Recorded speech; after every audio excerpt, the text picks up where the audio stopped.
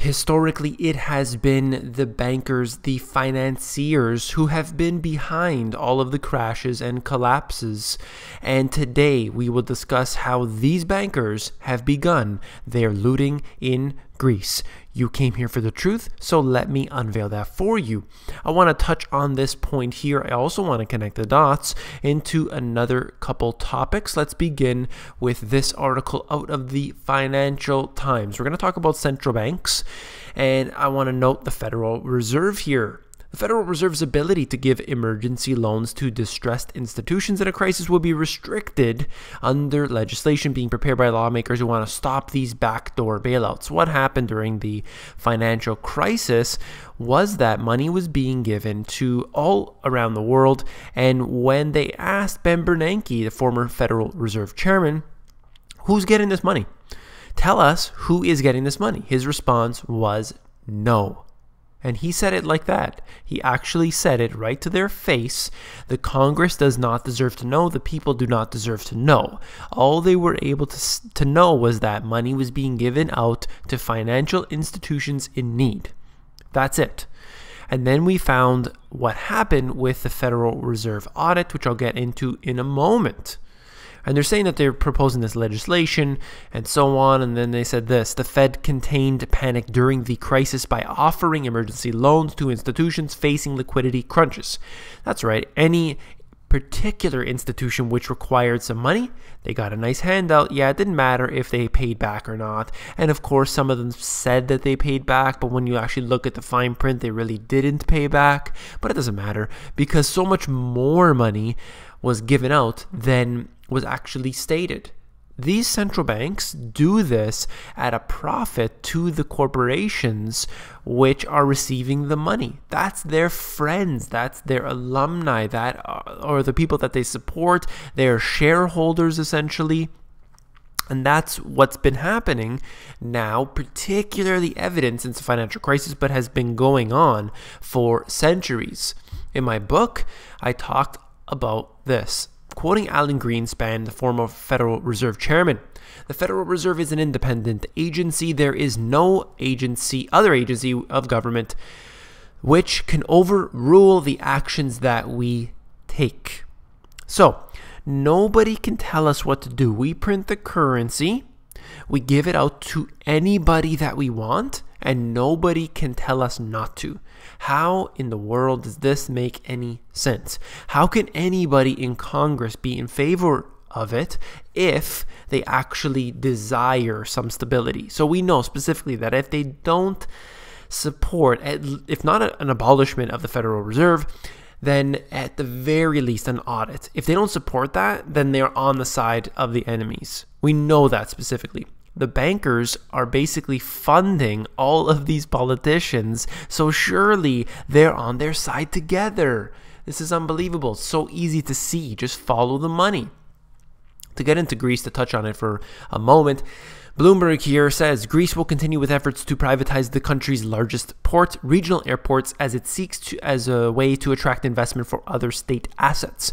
They're selling it off piece by piece. They have been doing so because of these credit default swaps that have bankrupted the nation. They can do this intentionally to a country. They can use it as financial warfare. This is one very slick type of warfare because the public will never know, and there will not be bombs dropped from overhead, so the actual citizens of that individual country won't know. They'll just yell and scream and riot in their own city, causing chaos, burning down their own buildings, and then have to go, and that's in their own neighborhood. They have to go home to that. It doesn't make any single amount of sense, but this is what happens in every city. They loot their own cities, they burn it down, and this is exactly what they know. They actuary this out.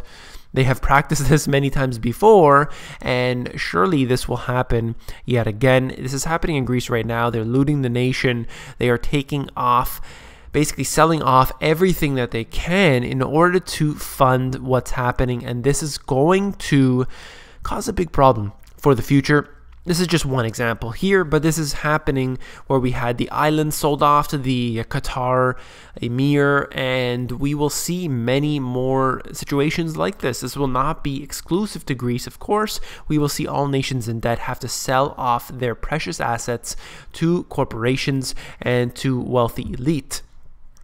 Again, out of Bloomberg, history suggests that Greece leaving the euro wouldn't make catastrophic catastrophe inevitable, says Adam Slater. Well, he's a lead economist, so we should probably listen to him. More than 70 countries and territories have quit currency union since 1945, and yet only a small minority have suffered large losses in output. And he goes on to basically say that, look, Greece is small. They're not going to cause big waves. Don't worry about it. Don't panic. Everyone just stay right there. Keep your money in the stock market and you'll be fine.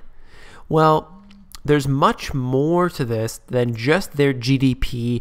There's much more to this than what they're telling us, and that is the truth about the euro in itself. If you continue with this euro program the way it's going to collapse, and it's going to send shockwaves throughout the system. Yes, eventually the system could come back up. That's not what I'm saying. What I'm saying is you're going to have some major hardship, massive unemployment. You're going to have riots in the streets. You're going to have police on the streets to deal with those riots. These are things that are not being discussed. Let's move on here with the IMF. IMF works with Greece's neighbors to contain default risk. Discussions with authorities in southeastern Europe aimed at girding for potential failure of bailout talks. When we have the bailouts that take place, whether it's in Greece or Portugal or Ireland or wherever, we have a situation that, first of all, they need to decide who's going to bail them out. Will it be the IMF? Will it be a coalition of different countries? Will it be a foreign entity? No one ever really knows until that final moment.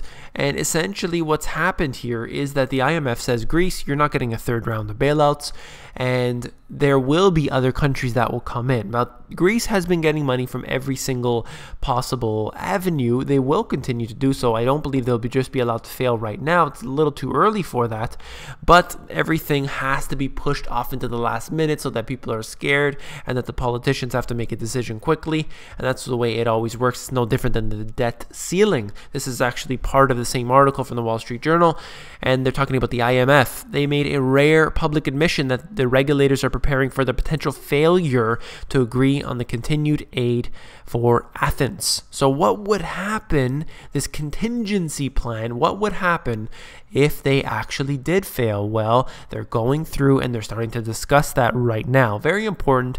Of course, this is preparation. It's not necessarily saying that's going to happen, but they are preparing for that, which is very interesting at this high level.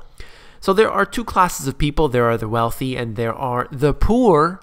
And this is basically an erosion of the middle class. It's taking place all around the world, in fact. And this is just one example. We're looking at this Picasso painting, and it is selling for, or has sold for, $180 million.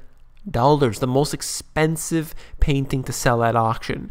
You're looking at $180 million worth in one painting. There is a boom within the wealthy, within the elite, that can afford $180 million for something you stick up on the wall. This is unbelievable how much money there is that's not being basically given to the lower class, the middle class. This is what's happening, where the money is being given to all the friends who are connected in with these elite, and they are allowed to share this money amongst the 0.0001% of the people out there, and everyone else is going to be pushed down to a new paradigm, a new low. Let's move into China just 1 second here. Chinese crude oil imports surpass those of the US. Looking at this report from the Financial Times, the world's second largest economy purchased 7.4 barrels of crude oil a day in April, topping the US. Can you believe this? Now they are officially the biggest consumer of oil. Slowly but surely, they are surpassing in every single category. In my book, I quoted a bunch. I believe it's cell phones and all of these different other things that they are purchasing are surpassing the US. So it's no longer that engine anymore. Suddenly, China is becoming more of an engine of growth. And this is a big shift of power away from the US. We're going to have to look at the next few decades that the BRIC nations could be here. But I would say that they have a lot of the same troubles that Europe does, that Greece does, when you think about it, because they have large amounts of debt. The debt is not exclusive to the US or to Europe or anything. China, Russia, and other nations also experience a lot of debt. The whole system is built upon debt with these central banks. The bankers, doesn't matter which country you're in, are all in this together. And there are, of course, these factions that are forming right here. This article out of the Washington Post: Persian Gulf leaders to press Obama to strengthen U.S. security relationship. They want more. They're always asking for more. This is just another article that I wanted to mention. Essentially, they're not too happy right now as this is occurring right here, the summit, and this is not quite the best situation for the U.S. because their power seems to be weakening slowly but surely. Of course, they have the arsenal. They have their military bases in just about every country in the world. This isn't going to go away overnight, but very important nonetheless.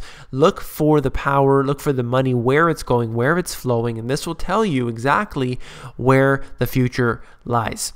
If you found this video informative, please give me a thumbs up. I also want to tell you to become a subscriber on this YouTube channel. Very important to do so. We are now over 20,000 subscribers. Hello to each and every one of you. I'm trying to get back to all the emails and all the comments and everything. So much work to be done here. I'm working on the website. I have so many things planned for the future that I'm working on slowly. And last but not least, if you enjoyed this information, I know that you will enjoy my book, The Money GPS. You can actually flip through it if you go to Amazon, and there's a look inside feature, and you can actually flip through the book and see if you like it for yourself. Take care.